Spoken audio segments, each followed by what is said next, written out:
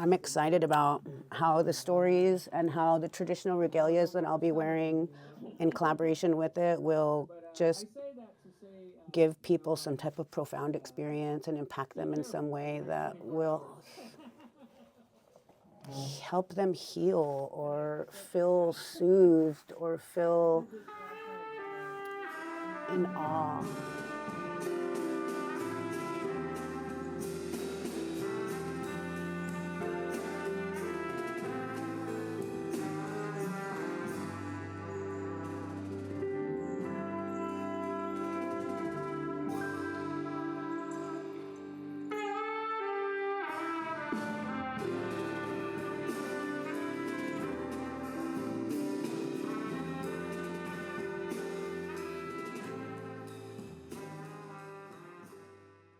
My name is Acosia Red Elk. I'm a member of the Confederated Tribes of the Umatilla, Cayuse, and Walla Walla. Located in northeastern Oregon, we are a part of the Columbia River Plateau Tribes. Acosia is my Indian name. It's pronounced Acosia, and it describes a young swan taking its very first flight off water. As I start getting called upon to do collaborations such as performing with Delbert at the Portland Jazz Festival, this is opening up more doors. I mean, come on, a native jazz artist, trumpet player, like, especially the way that Delbert tells stories is exactly the way that I like to present anything of our culture, is always telling the origin story, giving an awareness and proprioception of what the people are about to experience. And so, you know, everything that I do revolves around Indigenous knowledge, our culture, and storytelling. And I think that's exactly what tonight is about. So the complications of being in a Native American band, or marketing us as a Native American band, is we were booked at the State Fair of Texas. We sound checked with this tune that we're about to play, and the sound man came out and he said, "Hey, where's the native?" And they were expecting, you know, regalia and rattlers and, you know, all the above, moccasins and everything. And so we like to dedicate this song to the sound man wherever he is who named this song. This is called "Where's the Native?" Delbert Indonesia, Batani National Class Shape Bashichin, Kitlachi Dashiche, Twitchi Dashinole.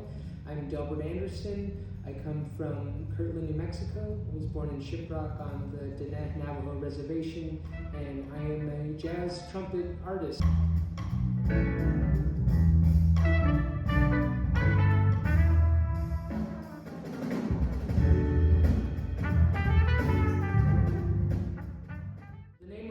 Group is called the Delbert Anderson Quartet, and it's comprised of myself, Robert Muller on keys, Khalil Brown on drums, and Evan Suter on bass. I have a set of songs that I came across in our culture called Diné spinning songs, and they're sort of songs that teach a life lesson, and so a lot of the songs kind of are inspired by that sound.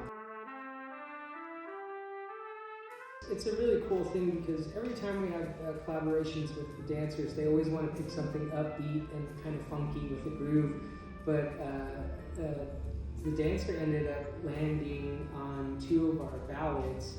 One is called Dear Dawn and the other one Heart Passage. And Heart Passage, although it's a very simple composition, it holds so much meaning and is connected to a landscape that our elders used to go to find peace.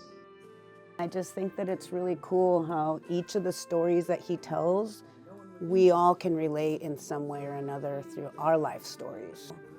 The song also talks about the past and holding on to one another's stories. So the dress I'm wearing for that piece is my old buckskin dress from my family that was given to my grandmother in a trade from the old Chief Clarence Burke's wife.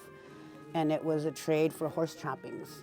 And so this dress is really old. They say that it was buried for a little while when our culture was outlawed, when we weren't allowed to practice our culture and things were being burned. People had to preserve and protect their regalias and their artifacts and their songs and dances. And so the dress it's an old dress. And so wearing it for me, is kind of like bridging the new, how we are inspired by our ancestors. Our ancestors live on through us through our old traditional regalias. I mean, it's a living history. Shout out to Portland Jazz for also not just booking the quartet, but they're sort of paying like the respect to indigenous work, indigenous artists.